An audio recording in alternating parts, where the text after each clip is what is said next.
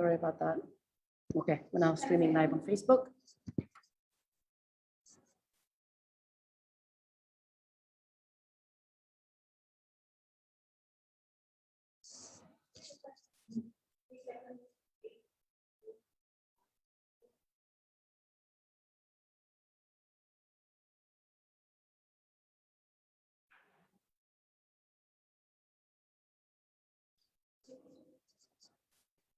Good afternoon. Hello and welcome to the first ever edition of NBO Litfest, which is presented by Book Bank. My name is Angela Washuka and I'm a founder at Book Bank Trust. And this festival is anchored in Nairobi's public libraries and is also a celebration of the Macmillan Memorial Library's 90th year. If you're new to the work that we're doing at Book Bank to transform public libraries, please visit bookbank.org to explore our grand vision for public libraries. For now, some house rules. We're keeping all our mics on mute for the duration of the event. And this is a live session and we'll feature a Q&A session at the end of the discussion. So you can submit your questions using the Q&A button on the right hand of your screen. And this session is also streaming live on Facebook. And if you're streaming online, you can also tweet us your questions. Our hashtag is NBO Litfest. And you can also find us using the handle at the Book Bank on Twitter, on Facebook, on Instagram, and on LinkedIn. We'd also love your feedback, so there'll be some polls popping up on your screen at various points during the event. Before I hand over to Syokau Mutonga, who will be introducing the session, and the rest and the panel that she'll be speaking to this afternoon, I'd like to thank our funders who worked with us to make this possible: Sharjah World Book Capital, Sigrid Rousing Trust in London, and the Embassy of the Netherlands in Nairobi. We also have programming partners that have been working with us, including the British Council, the Glasgow Women's Library, Sahifa Journal, and Nairobi's Baraza Media Lab. And to all my wonderful colleagues, of course, at Book Bank, who worked for months to deliver this festival, Asanteni Sana, and welcome to all of you. Enjoy this conversation. This conversation will be moderated by Syokau Mutonga. And if any of you have tuned in to the 8 episodes of the first season of our podcast, A Palace for the People, you would recognize her as our resident fact checker. She's an anthropologist who's passionate about people in all places across time, and she's particularly interested in exploring how intersectional approaches can be utilized to study culture on our continent in Africa so as to reveal the hidden networks, systems, and infrastructures that support or undermine collective life and sustainable social change. And you'll be hearing a lot of that coming through in this conversation. She leads our research and inventory department here at Book Bank. And when she's not working, she indulges her other passion of teaching foundational music to beginners in piano and music theory. Welcome again. I'm really excited about this conversation, and over to you, Syokau. Thank you very much, Washuka.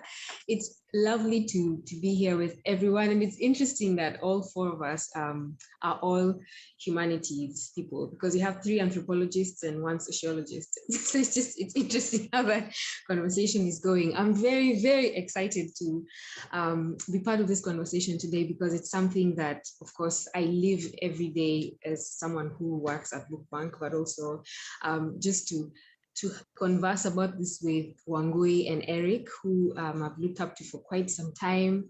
I met Wangui at the beginning of my anthropology career, and we've remained friends. And Eric, his book, Palaces for the People, has influenced the way that we work at Book Bank. So I'll start by introducing you, Wangui. She's an anthropologist whose work draws on oral histories to think through urban spatial management in Nairobi, especially around the periphery of the city, where you tend to have more people who are not getting access to the things that the city should give every single citizen. Wangui is also a participatory action research coordinator for the Mathare Social Justice Center, which is a community-based organization in Mathare. Mathare is a poor urban settlement in Nairobi, Kenya. And Wangui is also an editorial board member of the online publication Africa is a Country. Karibu sana, Wangui. Auntie Syokau, thank you. And then we have Eric, who is joining us from New York. Good morning, Eric. It's afternoon here in Kenya, but it's morning, and we really want to say thank you so much for making time to join us despite the time difference. Eric Klinenberg is a professor of social science at New York University, and he's also the director of the Institute for Public Knowledge.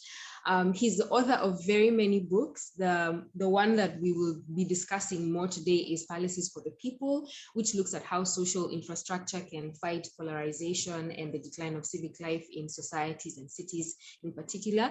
He's also written other books like Going Solo, Fighting for Air, Heat Wave, and he's also an editor of the cultural production in a digital age. And Eric's scholarly work has been published in journals, but he has also contributed to other publications like the New Yorker, the New York Times magazine, Rolling Stones, and This is American Life. Welcome, Eric. Thank you so much. I'm delighted to be here. I was really hoping to get a trip to Nairobi out of this, so I'm taking a rain check. Zoom is okay, but you know it's killing my hope to actually visit people in real life. So someday. Yes, this is not the last time we're hosting our Litfest. So hopefully the next one will be live and we can have you here in Nairobi with us. I want to start by Eric, Palaces for the People. This book for us at Book Bank influenced part of our vision of what libraries can be, that inclusive spaces where the architecture and the practices within the space are safe for the community members, but also create a particular type of person who is what a citizen of a city should be.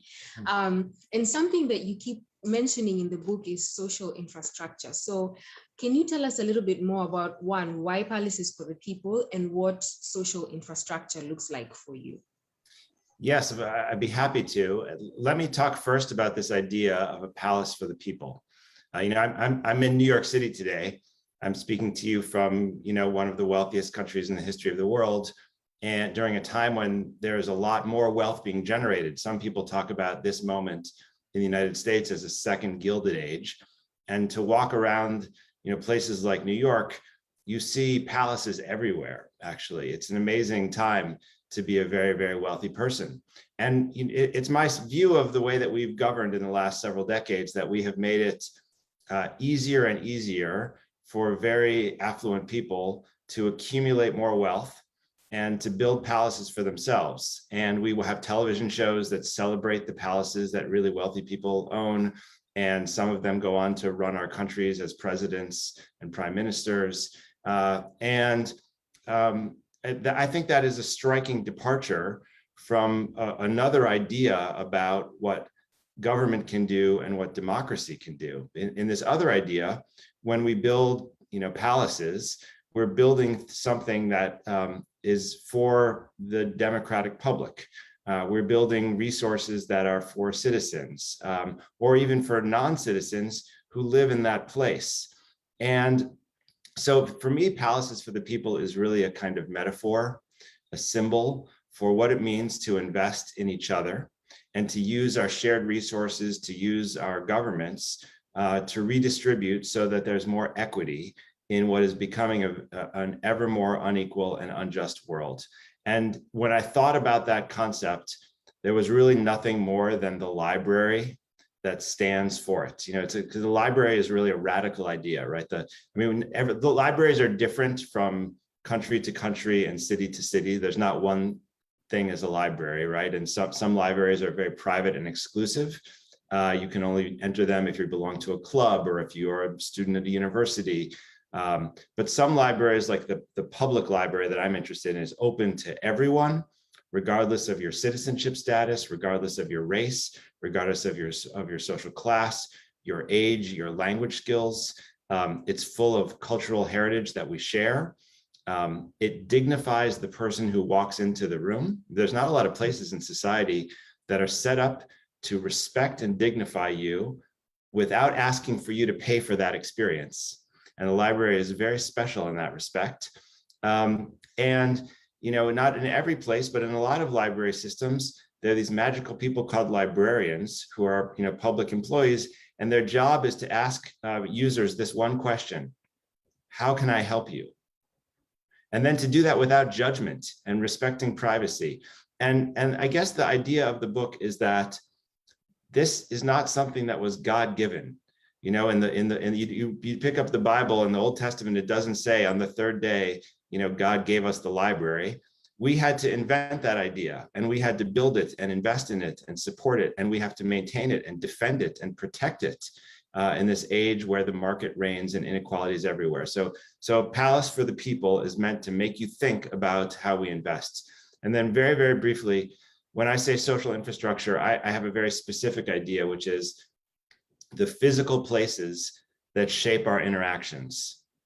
Those, right, the physical places that shape our interactions. So I don't mean like the healthcare sector, the education sector. I'm talking about places like libraries and parks and playgrounds, you know, sidewalks, schools, things we share.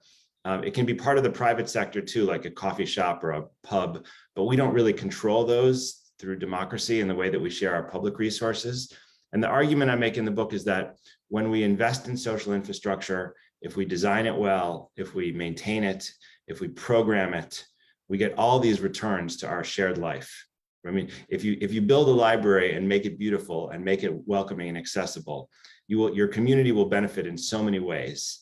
And you will symbolize and express something. If you build a library and then you neglect it so it falls apart and it's got to be closed much of the time, or people can't use it, or the playground you build, the equipment falls apart and there's glass on the surface and kids don't want to go there, then we start to hunker down at home. We go into the private sector, you know, we use our private clubs, and that sense of being part of something that's shared, that's collective, including the project of being a democratic and good society, that project diminishes. So the idea of social infrastructure is it's necessary for our civic and democratic life. I apologize for talking so much. That's the longest I'm going to speak for the next hour. I'm now going to mute myself. No problem. Thank you for that, Eric. You know, if bringing this conversation now to Nairobi city, and this is a post-colonial country, this is a post-colonial city, and this city was actually never built for Black people, the city of Nairobi. And Koi, your work does touch quite a bit on that, because you look at the ordering of the CBD. This is where the Macmillan Memorial Library is, and then, you know, as you go outside of the central business district is now where you begin to see more Kenyans and Black people inhabiting and living there. What does this tell us about social infrastructure in this city and that historical, where that comes from, and the ways in which, especially in Mathare, something different might be happening or has happened? For sure. And thanks, Syokau, and thank you, Eric. Just to talk about Nairobi briefly, but also borrowing Eric's term and then corrupting it a little bit. Nairobi was really, the logics of Nairobi are based on establishing anti-social infrastructure. So from the very first tense, because Nairobi is a railway city, Nairobi is an accident of geography, an accident of colonial geography. And so from the very first tents that were established, there was already segregation, even through tents. So the European employees of the Imperial British East African Company, because Kenya was a protectorate, sorry, forgive my cold. Even in those setting up of those tents, there was already segregatory logics established, and that continued on when Nairobi finally became a city in 1920. Even in the planning, even if in our very first official 1948 master plan, there was this bid to make Nairobi a garden city, and to have, that would mean that gardens would be interspersed with the built environment. So in sections where there was built environment, then that would be followed with the garden city model. That was never happened for the so-called native city. So that was perpetuated. And really, even if I know Kaloleni, the Kaloleni Library is a big feature of the Book Bank project, even Kaloleni, and even if it became later a space for Africans starting from the end of the Second World War, that infrastructure was built for specific subjects. So Kaloleni was a place where Africans who were seen as civics subjects, who adhered to colonial ideologies, who were Christians, who had fought in the Second World War, could live. And so their life was socially engineered. If you look at some of the plans for their houses, like the Ziwani plan for housing, you'll see they were told a kitchen needs to look like this because this will enable particular repertoire of behavior for the women who would need to be particular domestic subjects. Equally, libraries were put there because then they were seen as civic subjects who would adhere to this particular liberal subjectivity that was desired by the colonial government. This is not to say that even if this infrastructure is there, that people will follow it completely, like it's total hegemony. But just to say that the ways in which some of these social infrastructures were envisioned, whether it's the Macmillan Library or the Kaloleni Library, still were based in this very racial and segregatory logics of Nairobi. At the same time, we see people, and some of our work in Mathare shows, people have been establishing this social infrastructure for a long time. And Eric talks about that also in his book on the heat wave, coming together through various formations, whether as chamas, whether young people's bases or places to hang out. Some of the work we've been doing in Mathare is clearing up former garbage dumps and making gardens. And there are examples of that all over the city, some of which are more known, like in Korogocho and elsewhere. But people are really, even if the state still proceeds in a way that creates anti-social infrastructure, people in Nairobi are always coming together to make social infrastructure, and that's what keeps the city alive. Yeah. Can I just say that I hope you are someone who's writing a book about that anti-social infrastructure and social infrastructure, and I hope when I visit I get to take that tour with you, because I want to understand how it works there. We see it here too, you know, anti-social infrastructure. You might have read that we had a president a few years ago, and he used to be on television a lot, and he kept saying, you know, what he wanted to do as president is build a wall. That was his big phrase. Did you get that idea there? Like, build a wall, and people rallied around that. And what is a wall other than an anti-social infrastructure, right? It locks in our social divisions. It hardens them. It turns the people on one side of the wall against the people on the other side of the wall. There's always a hierarchy involved. And there are all kinds of anti-social infrastructures that have done tremendous damage to the democratic project and to the push for justice.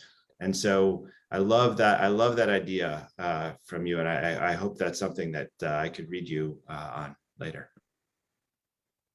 I think I agree, yes. We would love to read that book from you, because you have so much knowledge on this subject here in Nairobi cities. And you know, one thing we find at Book Bank when thinking about social infrastructure and the responsibility of the state in making this possible is that most times, at least here in Nairobi city, that's not happening. And so we are continually finding third spaces. And you could even say that, you know, the partnership that Book Bank has with the county, that is a type of third space where we're like, okay, if this state thing is not working, then how do we find a way of making our own palaces as citizens? Because I think, as we think about the practice of decolonization, because you see, the Macmillan Memorial Library is a colonial library, and long after the county has made every single citizen be allowed to enter that library space, there's still colonial legacies that live on, you know, not just in the architecture, but even in the collection. I would love to hear from both of you the ways in which in your work you have seen these third spaces where your communities have created their own palaces where the state is not functioning like it should. And I think we can go with Eric first, then Wangui can tell us something. You know, so they're everywhere, and people are tremendously creative and fill in the voids left by, you know, capital or the state as much as they can. You know, in my book, I write a lot about like these community gardens that have popped up, especially, you know, in poor neighborhoods, in post-industrial cities. Like I grew up in Chicago, and there's a whole set of American cities like Detroit, Chicago, Memphis, St. Louis. Philadelphia is like this. They lost a lot of their population, and in Black neighborhoods, especially where the migration waves were related to the rise of factories, neighborhoods got abandoned and depleted. When the jobs disappeared, people had to scramble to find a place to go. And you now have this landscape in the most segregated and poor American Black neighborhoods where there's just a lot of depletion. And so one of the most exciting things that I saw doing my book was these neighborhood groups that were transforming the landscape by taking an abandoned lot, an empty lot, and turning it into a community garden and using it as a bridge so that people of different generations could work together, actively in this kind of very productive activity. And in many cases, that involves like transforming something into a pocket park as well, like taking a kind of rundown area and mowing down the grass and removing the debris. And in a chapter of the book, I write about a research study that they did at University of Pennsylvania, where they found that actually transforming places that are sources of blight in urban American neighborhoods reduces crime and reduces gun crime, especially, and gives people a feeling of more ownership over the land. And so there are projects like this happening all across, even the United States. It's an affluent country, of course, but with tremendous poverty and with a really kind of willful kind of malice towards people of color and towards poor people. And so that you see there's no choice but to rebuild. And the only thing I'll say as a kind of cautionary tale about what happens when the state fails and disappears is the other thing happening in the United States is that there's this philanthropic sector that's moved in. Very wealthy people, big businesses come in and they say, okay, we don't want a government project, we can do this with charity. And what we've noticed about the pattern of charitable giving and philanthropy is that philanthropists tend to give to build things like, parks and libraries in the neighborhoods that don't need them. They put them where they live. So in Manhattan, where I live, on the West Side, which has really been turned on by this High Line and kind of all this tech investment, that's one of the wealthiest places in the world right now. We have 4 new parks going up in the next couple of years that are philanthropic parks. They come from wealthy people and wealthy organizations that want to mark the landscape.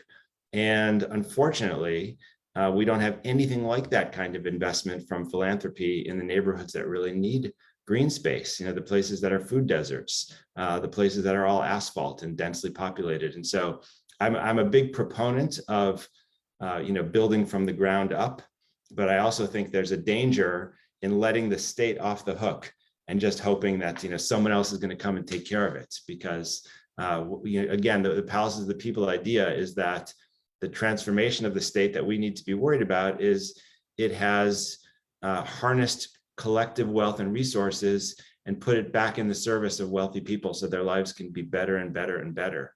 And I'm all for people living well, but it's time to kind of equalize a little bit.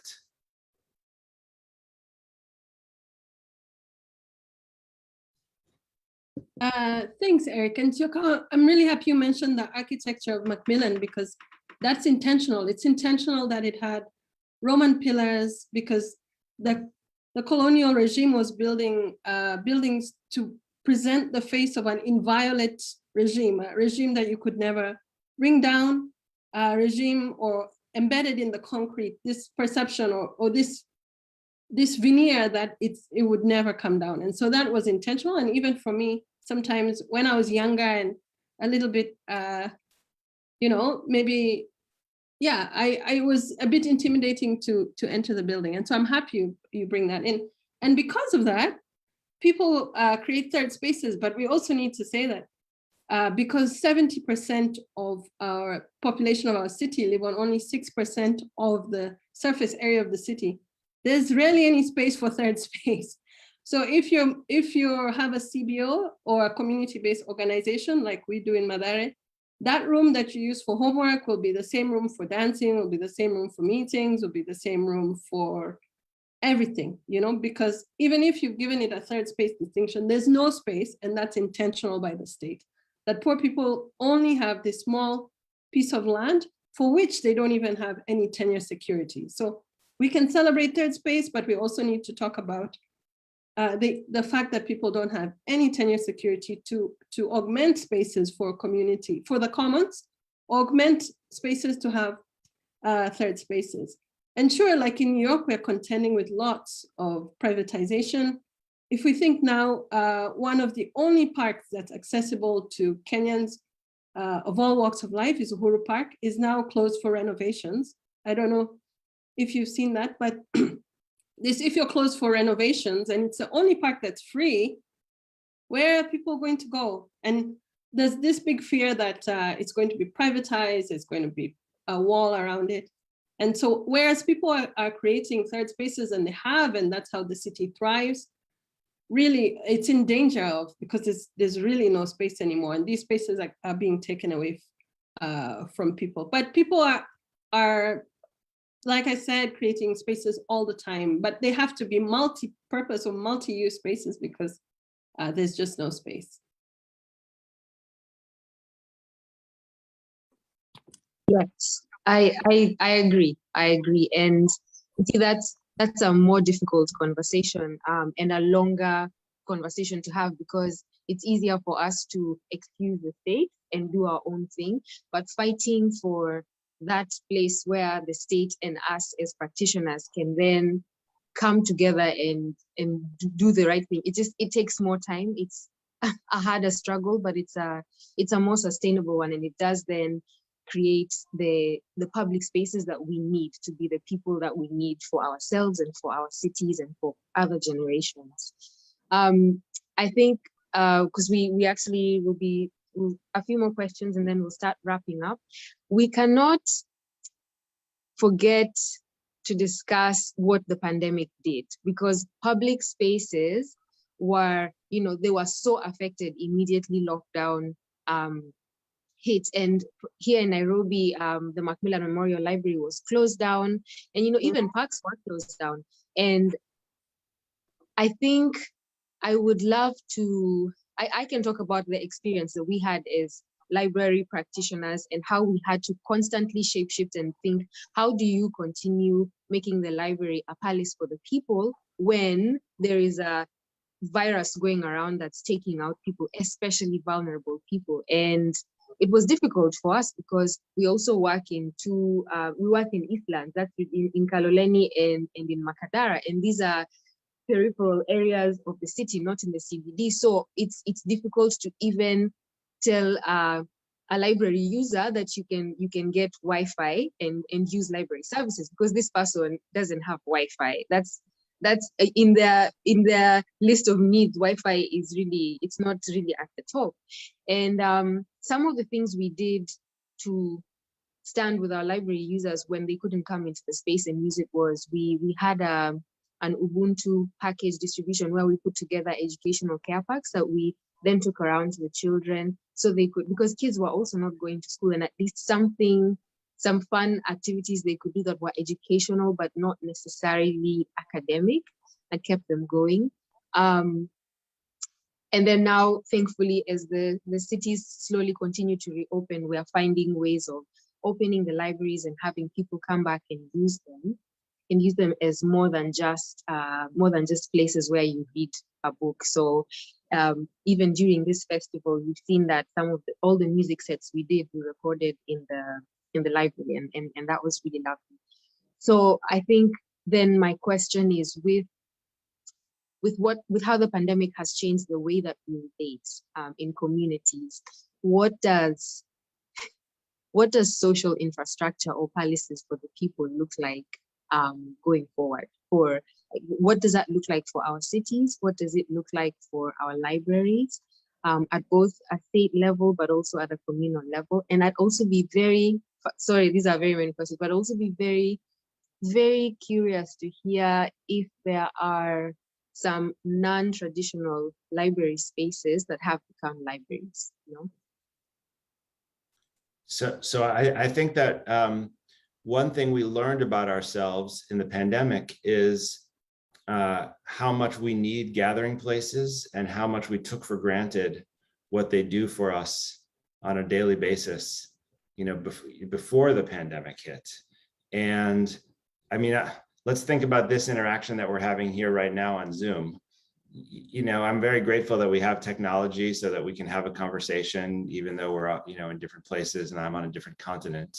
That's very nice. But as much as we're enjoying the conversation and whatever comes after, if we were all together in some shared physical place, with each other, with the people who are watching, the depth of the engagement would be, so much greater. The experience of, sociologists have this phrase we call collective effervescence, right? It came from Durkheim. Collective effervescence, that feeling you have of like transcending your daily routine, getting out of your own, physical body and mind and sharing something, that feels uplifting. And my sense is that during the pandemic, we, for those of us who have been lucky enough to not get very sick and to survive, we still haven't had a lot of transcendence and collective effervescence and the joy of being together, right? And so the challenge now is to figure out how we do that moving forward. And we have some models, as you said, from what's happened. Around the world, I think libraries transform themselves. Some libraries were able to do this thing that I call kind of like turning themselves inside out. They basically unfolded and created outdoor spaces in the area around the library that allowed, librarians to read books to children or older people to have conversations together. They did, yoga classes, or they, did lending from the curbside, so you could walk up to a library and get your books instead of going in. And it was amazing to see all the innovations that happened in libraries in the United States, because just before the pandemic, right around when I was writing my book, there was an economist who wrote this article in Forbes magazine, which is a big business magazine here in the United States. And it said, I haven't seen any data that shows the return on investment for the library in the public world. And so he said, until I see a cost benefit analysis that says that the library is a good investment, I recommend that we knock down all of our libraries, we close them up, and we replace them with Amazon stores. And his vision was like, we should have the marketplace that, substitutes for this ancient, antiquated, outdated idea called the library. And at first I thought this was a joke, when someone put this up there, like one of my friends was trolling me on the internet, but actually it was a real argument, from an economist. And then all these librarians from around the world got on Twitter and started to take the argument apart and explain like all the things that happen in libraries and all the things that we can do, to make them work even better. And their arguments were kind of so overwhelmingly powerful and compelling that 24 hours later, Forbes took the article down off the internet. It's like I like to say it's the only good thing that's ever happened on Twitter. And so, so like for me, the lesson of that is, I think that at this moment, there are lots of people who will say like, oh, the solution for public life, what we need next is to just like let the market do everything. Let's expand the role of the marketplace. I think in our country, the technology industry has seized this moment, and like retail shops are going out of business. We have more food delivery, we have more grocery delivery, we have delivery of our clothing. We see, instead of like when the libraries had to shut down here and parks closed down here, this whole rise of these new private spaces, that promised you more safety and security. And I'm a little afraid that we're going to have to fight very hard to reverse that trend and think creatively about how to kind of reestablish these shared places. It's frightening for me to hear that the main park is now closed. I mean, we're still in the middle of a pandemic, and one lesson of this experience is we need to create equity in our access to public, spaces and to green spaces. Parks are not a luxury good. Parks are essential for our health. They're essential for our collective life. And so are, good playgrounds, and so are good schools, and so are open and accessible libraries. And so we might need to change some things in the design. Maybe we need to have better air circulation. Maybe we need more open windows. Maybe we need to use we need to use the indoor-outdoor spaces, more flexibly. And there's all sorts of exciting design things we can do, but we can't give up on the idea of these physical places that are public and accessible because we got scared of them during the pandemic. And I think rebuilding them is going to take a fight.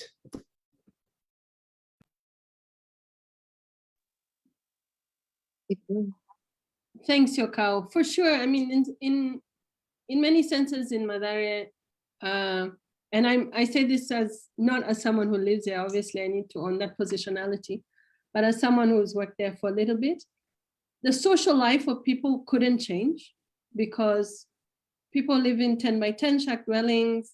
There's 300,000 people in a 3 square kilometer radius.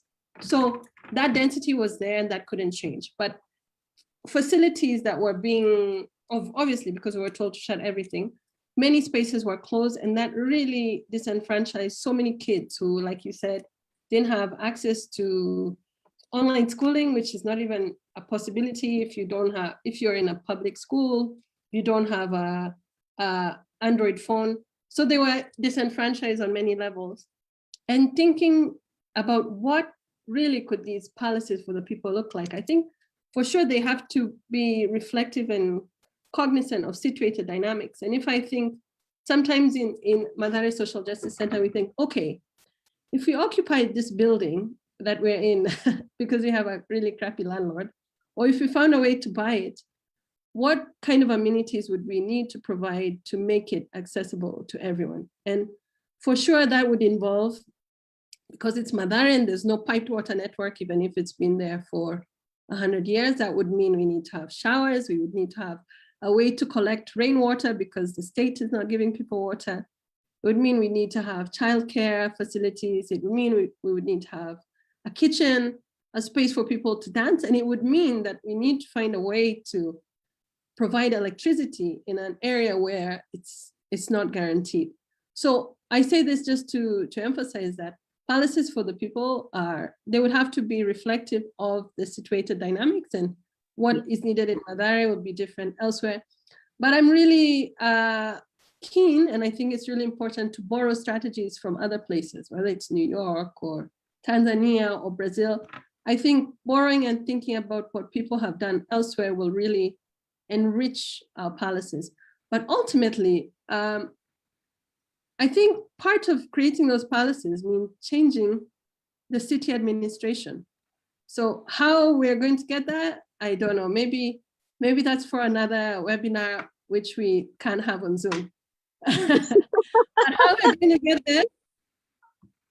We need to get there, because that's part of what we need to do. For us to even create space to have that imagination, it means we need to change the city administration. So those are some of the things we need to think about. But I think it's really important to borrow strategies from elsewhere. In Mathare Social Justice Center, we've been having conversations with activists in Brazil about how they green spaces, how they protect themselves from police violence.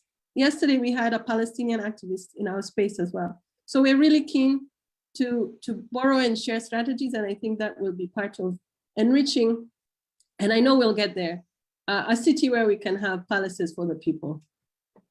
Yeah, yes. Thank you both.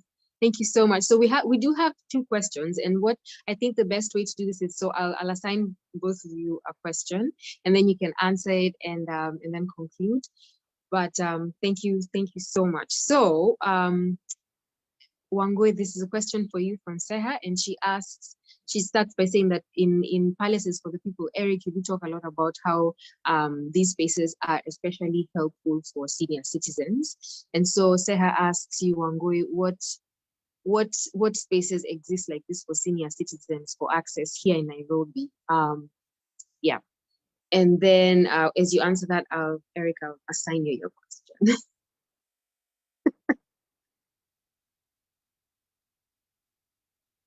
Sarah, thank you so much. And that's a really great question for which I really have no conclusive answer. But what I can say is what I've seen, at least in many community spaces in Mathare, women's chamas or saving groups utilize the same spaces that maybe a kids reading group will use. And so that space, because there's no space, will be multi-purpose. And unfortunately, there's nothing geared for them. And I think one thing that we're really bad at doing in Nairobi is not only creating space for non-motorized transport, meaning people that walk, but people who have disabilities. And in the Mathare topography, that was a former quarry, it's a disemboweled environment with inclines and declines that's even hard for people with no mobility issues to use. It becomes hard to create a space for senior citizens who may have mobility issues. And that's something we need to consider adequately. In our space, we made a small makeshift ramp, which maybe makes life accessible for people and maybe more appealing to older citizens or people with disabilities. But we really need to do more, Sarah, and I appreciate that question, because to be sure, we don't always reflect on senior citizens enough. But just from what I've seen in Mathare, really they have to use the same spaces that are available to people, but maybe they're available to them at different times. But obviously there's spaces they can't access because of the topography, but they try and make do with the small spaces that are there. But thank you so much for your question. Thank you, Wangui, for that response. So we've got 5 more minutes remaining. And Eric, so very quickly, one of our attendees, Wangui, asks, do we also need to consider health benefits when we're thinking about appropriate social infrastructure? Because personal isolation has been reported to lead to illness and depression. And so, yes, that's her question for you. Thank you for that question. There's a chapter in Palaces for the People that's just about, the health benefits of social infrastructure, for drawing people out into the world. It's true that, we have more people who are living alone than ever before. I've, written a book about that. We have, more people who are at risk of isolation if they just stay in their homes. And that was one of the things that made the pandemic experience so hard, right? Is that if you shut down gathering places, whether it's a library or a senior center or a park, there are a lot of people who are literally cut off from physical connection, and that's very dangerous. Many societies on Earth are suffering with struggles with loneliness. That's a kind of long-standing problem in modern life, but it's one that's nonetheless serious. And then there's just all kinds of basic health benefits that you get from living close to green space or a park. In the United States, we talk a lot about the problem of environmental justice, where some communities that are disproportionately poor, disproportionately Black, are located very close to polluting industries. They have far less access to healthy green space, and so social infrastructure is the kind of thing that draws you out into the world and into physical life and collective life. And so, right now in my country, we're in this big debate over how much we can invest in infrastructure and what counts as infrastructure. And there's one, the Conservative Party is pushing very hard on the idea that the only thing that counts as infrastructure is, a tunnel or a bridge or an airport. But the argument I'm making is that you can't have a healthy social life and you can't have a healthy democracy unless you have social infrastructure too. We can't take collective life for granted. And we've learned that, I think, again in the pandemic, right? I mean, there's nothing that's less healthy than sitting in your apartment or house all the time and being cut off from other people. It's physically bad for your body, but it's also bad for the body politic, because it means that we come to see ourselves as like separate units and not connected, in each of our parts. And the whole idea of, social justice and of equality is predicated on the bond that we have with other people around us. If we're severed, if the body politic is so fractured and fragmented, the finger has no interest in the fate of the toe. And so why do I care about inequality? Why would I want to, pay taxes to help, create a system that benefits someone else. And I think it's sad, but it's true that in many parts of the world, we've lost that kind of basic kind of connection that motivates the push for social justice in general. People think of themselves, they think of their individual self or their family or their group above all. And we need to do something to break out of that toxic situation. And in my view, the by far the best way to begin is to invest in social infrastructure. Thank you. You mentioned body politics, social justice, and I was just like, I can't believe we have to come to the end of our conversation because it feels like it just started. But we do have to put a pause on this. This is a conversation we must continue with both of you, and I hope we can also continue it with everybody who has logged into this conversation. Thank you so much for joining us today. We appreciate all your kind comments and all the questions that you have asked. We also encourage you to continue being citizens who create policies for the people in your different communities. And as Book Bank, we are very, very happy to have people partner with us in this work. So come for a tour if you can, visit the library, or just send us an email and ask us any questions you might have. You can also reach Wangui and Eric if you have further questions for them. They have both published, so you can find them just on Google and read a little bit more about their work. It's very, very, very good work. And in fact, for Eric's books, that's also available on one of our online bookshops, made available for Litfest. I can't believe I got to do this. Thank you both. This was just such an honor. Such a pleasure. Thank you for inviting me, and I hope to meet you all in person someday before too long. Yes, same here. Thank you, Syokau, and thanks, Book Bank. And let's check the Nairobi administration in the next Zoom. Yes, next Zoom is Nairobi administration. Noted. So we can talk about how to overthrow them. Okay, great. We now, I just want to thank you for everybody who has come. Thank you, Eric. Thank you, Wangui, once again. Thank you, Liz, for being our sign language interpreter. I now hand over to our digital host to finish this up. So thank you, everyone.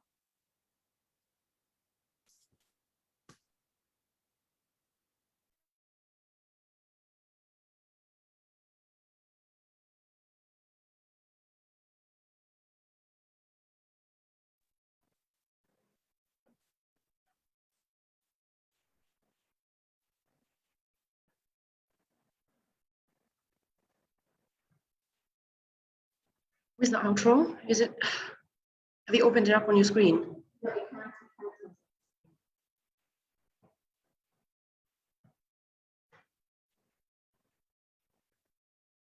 Thank you. We've come to the end of this conversation. Thank you to all our panelists. And you can also follow this conversation using the hashtag NBO Litfest. Be sure to follow us on our socials. And thanks again to our funders for making this possible for us. Sharjah World Book Capital, Sigrid Rousing Trust, the Embassy of the Netherlands in Nairobi. For a little bit more on what Dr. Wangui and also what Eric spoke about, you can also tune in to episode 3 of our podcast, A Palace for the People, that covers quite a bit of Nairobi's urban planning past and how these segregated divisions that they spoke about endure in the present day city. Asanteni sana. Our next session is with Lauren Bucas and Wanjeri Gakuru. Thank you so much for joining us and have a lovely evening. Bye.